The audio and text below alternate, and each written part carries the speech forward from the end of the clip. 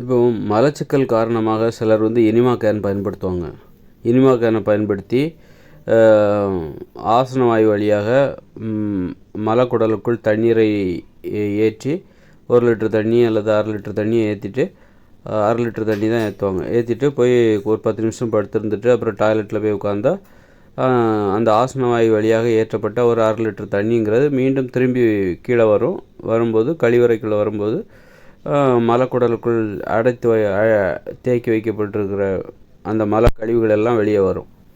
ஆனால் அதனால் மலச்சிக்கலுக்கு இது ஒரு தீர்வாக இருக்கலாம். மலச்சிக்கலுக்கு எனிமா கேன் பயன்படுத்துவது ஒரு தீர்வாக இருந்தாலும் அதுவே ஒரு சிறந்த தீர்வு கிடையாது. ஏன்னா மலம் என்பது தானாக வெளியே வந்தால் தான் முழுமையாக வெளியேறும். நாமளாக மலக்குடலுக்குள் ஆசன வாயு வழியாக எனிமா கேன் மூலமாக தண்ணீரை ஏற்றி அதன் மூலம் மலக்கழிவுகளை வெளியேற்றி விடலாம், அப்போது மலச்சிக்கலை இல்லாமல் செய்து விடலாம் அப்படின்னு நம்ம நினச்சோன்னா அது உண்மையே கிடையாது. தானாக அந்த மலம் வெளியே வந்தால் தான் மலச்சிக்கல் எதுவுமே இல்லாத ஒருவருக்கு மலம் தானாக வெளியே வரும்போது ஒரு நாளைக்கு 2 வாட்டி வெளியேறும். அப்படிங்கும்போது இருக்கிற எல்லா மலக்கழிவுமே வெளியே வந்துடும். ஆனால் நீங்கள் எனிமா மூலமாக நீங்கள் மலத்தை வெளியேற்றுவதற்கு அந்த மலக்குடலுக்குள் தண்ணீரை ஏற்றி மலத்தை வெளியேற்ற நீங்கள் முயற்சி செய்யும் பொழுது முழுமையான மலக்கழிவு வெளியே வராது. அதனால் எனிமா கேன் சிறந்த தீர்வு கிடையாது. அது ஓரளவுக்கு தற்காலிக தீர்வு, ஆனால் சரியான தீர்வு கிடையாது. ஒரு முழுமையான தீர்வை அது தராது. அது மலம் என்பது தானாக வெளியே வரணும். அந்த மலக்குடலே மலத்தை வெளியேற்றும் போது தான் முழுமையாக வெளியேற்றும். அந்த மலக்குடலே என்ன பண்ணணும், மலத்தை வெளியேற்றுகிற அந்த மலச்சிக்கலே இல்லாத ஒருவருக்கு அந்த மலக்குடலானது அவருக்கு மலத்தை வெளியேற்றதில்லை இயல்பாகவே. அப்படி இயல்பாக வெளியேற்றும் போது தான் அந்த மலக்குடலுக்குள் மலம் தேங்காமல் முழுமையாக வெளியேறும். நாமளாக மலச்சிக்கலால் அவதிப்படுகிறவர்கள் எனிமா கேனை பயன்படுத்தி அல்லது பொடிகளை சாப்பிட்டு ஏதாவது சூரணத்தை சாப்பிட்டுட்டு பொடி சாப்பிட்டு தினமும் ஏதாவது சூரணம் சாப்பிட்டு அல்லது எனிமா கேனை பயன்படுத்தி மலத்தை வெளியேற்ற அவர் மலம் கழிக்க முயற்சி செய்யும் பொழுது முழுமையான மலம் வெளியேறாது. முழுமையான மலம் என்பது வெளியேறாது. முழுமையான மலக்கழிவு வெளியேறாது. உள்ளே நிறைய தேங்கிரும். அதனால் என்றைக்குமே மருந்துகளையோ அந்த எனிமா கேனையோ நம்பக்கூடாது. எனிமா கேனையெல்லாம் நம்பாமல் இயல்பாகவே மலம் கழிவதற்கு நம்ம என்னென்ன பண்ணணுமோ அதை பண்ணணும். இயல்பாக மலம் கழிப்பதற்கு மலச்சிக்கலே இல்லாத ஒரு நிலையை நாம் எப்படி அடைய வேண்டும் என அந்த நிலையை அடைந்து விட்டால் நமக்கு பிரச்சனையே கிடையாது. ஏன்னா மருந்து சாப்பிட்டு டெய்லி சூரணம் சாப்பிட்டா தான் எனக்கு மலம் வெளியேறும் அல்லது டெய்லி எனிமா எடுக்கணும், எனிமா கேனை பயன்படுத்தி நான் எனிமா எடுத்தால்தான் எனக்கு மலம் வெளியேறும் அப்படின்னா அது ரொம்ப கஷ்டமான விஷயம். அதை விட தானாக வெளியேறுவதற்கு என்ன பண்ணணுமோ அதெல்லாம் நம்ம பண்ணணும். என்ன பண்ணுனா எதையெல்லாம் செய்தால் மலச்சிக்கல் எதுவும் இல்லாமல் மலம் தானாக வெளியேற வேண்டும்.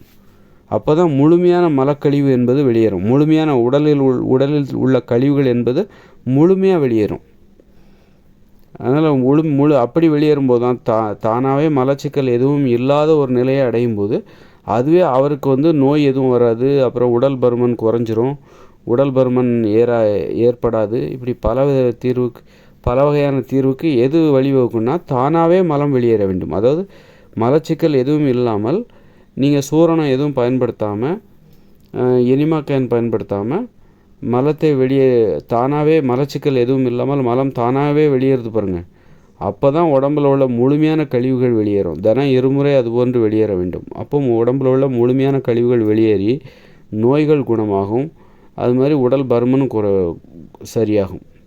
மற்றபடி நீங்கள் எனிமா கேன் பயன்படுத்தினாலோ அல்லது சூரணம் டெய்லி ஏதாவது சூரணமோ மாத்திரையோ சாப்பிட்டு நீங்கள் மலத்தை தினமும் வெளியேற்றுறீங்க அப்படின்னா முழுமையான மலக்கழிவு வெளியேறாது. அது ஒரு நோய்கள் குணமாவதற்கு முழுமையான தீர்வெல்லாம் கொடுக்காது. அதனால் அதை எப்போவுமே நம்பக்கூடாது. அதை நம்பிட்டு நம்ம மேற்கொண்டு எந்த முயற்சியும் செய்யாமல் இருந்துடக்கூடாது. நம்மக்கிட்ட தான் எனிமா கேன் இருக்கே, நம்மக்கிட்ட தான் இந்த மலச்சிக்கல் தினசரி போவதற்கு மலம் எளிதாக போவதற்கு நம்மக்கிட்ட தான் மாத்திரை இருக்கு, சூரணம் இருக்கு, அதை சாப்பிட்டுட்டு நாம் மலச்சிக்கல் இல்லாமல் பார்த்து கொள்ளலாம், கவலை இல்லை என்று அத்தோடு நீங்கள் திருப்தி அடைந்து விடக்கூடாது. இயல்பாக எதுவும் மருந்து மாத்திரை எதுவும் சாப்பிடாமல் எனிமா கேன் இல்லாமல் மலத்தை எளிதாக இயல்பாக தினம் இருமுறை தானாகவே வெளியேறுகிற அந்த அற்புத நிலையை நாம் அடைய வேண்டும்.